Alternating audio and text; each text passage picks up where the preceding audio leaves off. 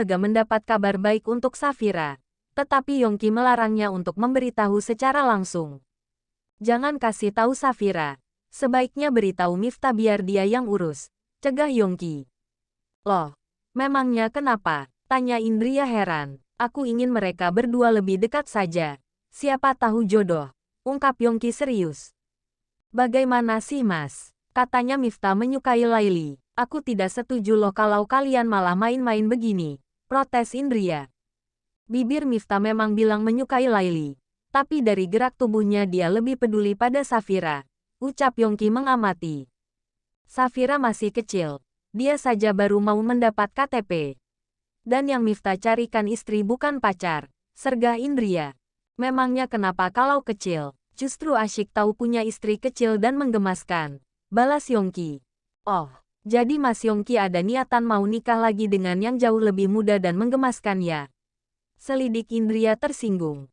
Kamu kan sudah menggemaskan. Untuk apa aku mencari lagi? Yang aku maksud adalah Miftah. Coba kamu lihat Miftah memiliki pembawaan seperti bapak-bapak dan Laili keibuan. Jika mereka bersama hanya ada hampa, tetapi beda dengan Safira yang lugu dan polos. Pasti akan menjadi keasyikan tersendiri untuk Miftah, bujuk Yongki. Mas, kamu kira menikah itu hanya untuk asyik-asyik ya? Tanya Indria kesal. Nah kan, jangan salah paham lagi. Sudahlah kamu jangan terlalu pusing urusan Miftah. Biar Allah yang memilihkan, jawab Yongki. Aku tahu kamu mas. Kamu hanya ingin mengolok-olok Miftah kan? Karena dia sejak awal bilang hanya ingin menikahi wanita seperti Laili dan tidak akan tertarik pada Safira. Terus jika sampai Miftah balik mencintai Safira kamu punya alat untuk membalas olokan. Karena dulu kamu benci aku tapi akhirnya cinta aku. Pekik Indria. Yongki langsung memeluk Indria. Sejak istrinya hamil memang mudah tersinggung. Dahlah, jangan bertengkar lagi. Kita bubuk yuk. Soal Miftah biar berjalan dengan sendirinya, bujuk Yongki. Ketika istrinya sudah tidur, Yongki segera mengirim pesan pada Miftah agar segera mengurus beasiswa Safira. Esok harinya Miftah menjemput Safira. Dia ingin mengantar seseorang yang dianggap adik untuk mengikuti ujian beasiswa universitas elit. Ibu kamu di mana? Tanya Miftah. Tiduran. Sedang tidak enak badan, jawab Safira. Kenapa tidak dibawa ke rumah sakit? Tanya Miftah. Tadi sudah periksa ke klinik. Setelah makan, minum obat semoga segera sembuh, ucap Safira. Oh, ya sudah kalau gitu ayo buruan berangkat. Takutnya nanti formulirnya keburu habis, ajak Miftah. Setelah memperoleh formulir pendaftaran, ternyata harus ke SMA dulu untuk meminta bukti jika Safira memang murid berprestasi. Pada saat itu Miftah tanpa sengaja bertemu dengan Laili. Assalamualaikum. Sapa Miftah. Waalaikumsalam. Ada urusan apa kok ke sekolah ini? Jawab Laili. Mengantar Safira. Dia sedang menemui wali kelasnya.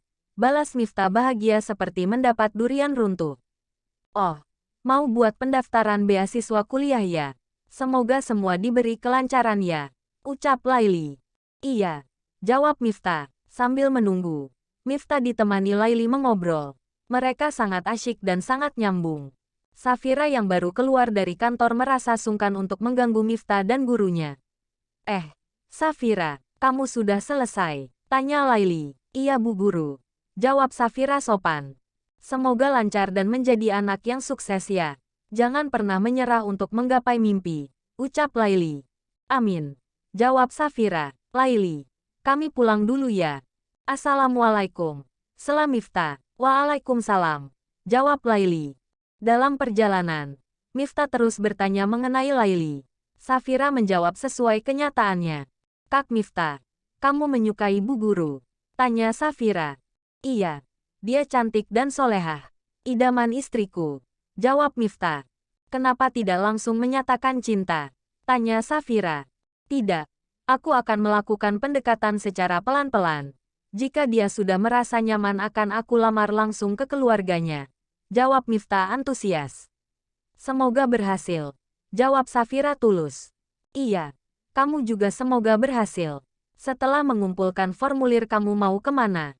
Tanya Miftah. Aku tidak mau kemana-mana. Aku ingin langsung pulang ke rumah merawat ibuku.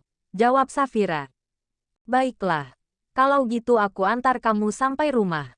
Sesampainya di universitas, Miftah menunggu di dalam mobil. Safira yang baru saja mengumpulkan formulir malah bertemu dengan seorang laki-laki yang merupakan kakak dari teman sekolah Safira yang dipenjara. Parahnya lelaki itu membawa dua lelaki lain untuk membuli Safira. Oh, jadi ini ya yang sudah melaporkan adik kamu sampai masuk penjara. Iya, baiknya kita apakan ini? Enak sekali adik aku di penjara dia malah mau masuk universitas elit ini. Aku punya ide. Kita foto telanjang saja dia. Dan ancam untuk mencabut laporan agar adikmu bebas lagi. Ide bagus. Safira sangat ketakutan. Dalam kepanikan menelpon Miftah. Tetapi ponsel yang dipegangnya langsung diambil dan dilempar oleh salah satu dari tiga lelaki asing itu. Sebelum Safira menjerit, mulutnya sudah dibekap. Suasana belakang universitas sedang sepi. Karena memang sedang liburan. Safira menangis. Dalam hati terus memanggil nama Miftah. Di sisi lain Miftah merasa heran. Karena murid yang lain sudah pada kembali sedangkan Safira belum muncul juga. Apakah dia tersesat? Ah bodohnya aku membiarkan gadis bernyali kecil itu sendirian. Batin Miftah merasa tidak enak. Sampai ada panggilan masuk. Tetapi baru diangkat hanya ada suara berisik dan jeritan Safira kemudian mati begitu saja. Miftah langsung berlari. Dia bingung mencari Safira yang letaknya universitas ini begitu luas. Tetapi seperti ada sebuah petunjuk yang membimbing hatinya untuk menuju ke belakang universitas. Dia kaget melihat ponsel Safira yang terjatuh. Ada yang tidak beres. Batin Miftah. Safira, Safira, teriak Miftah. Suasana universitas sepi.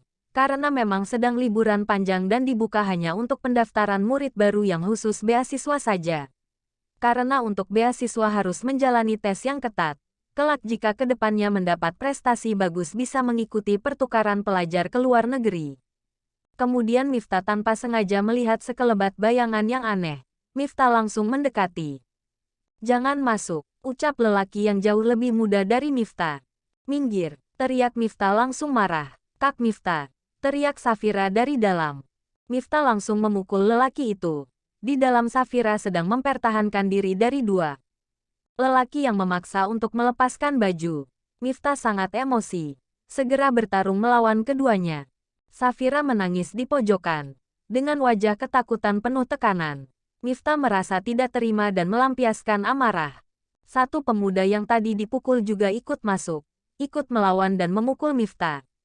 Heh, anak kecil, jangankan kalian bertiga. Panggil orang sekampung aku juga tidak akan takut. Gumam Miftah yang memang dulunya suka tawuran bersama Yongki. Miftah memukul mereka bertiga sampai babak belur. Kalian banci, beraninya membuli cewek. Lihat saja akan aku masukkan kalian ke penjara.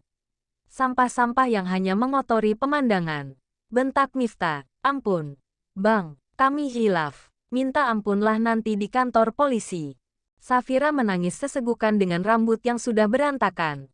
Miftah segera melepaskan jaket dan memakaikan ke tubuh Safira. Jangan takut. Ada aku. Bujuk Miftah. Dengan gemetar, Safira meraih jemari Miftah yang mengulur padanya. Terima kasih Kak Miftah. Ucap Safira sesenggukan. Kamu tenang saja. Mereka bertiga tidak akan aku lepaskan. Tapi kenapa mereka menindasmu? Aku tidak kenal dengan mereka. Tapi dari yang aku dengar sepertinya salah satu dari mereka adalah kakak dari yang kemarin Kak Miftah laporkan ke polisi karena membuliku. Baguslah. Keluarga pembuli biar dimasukkan ke penjara. Gumam Miftah.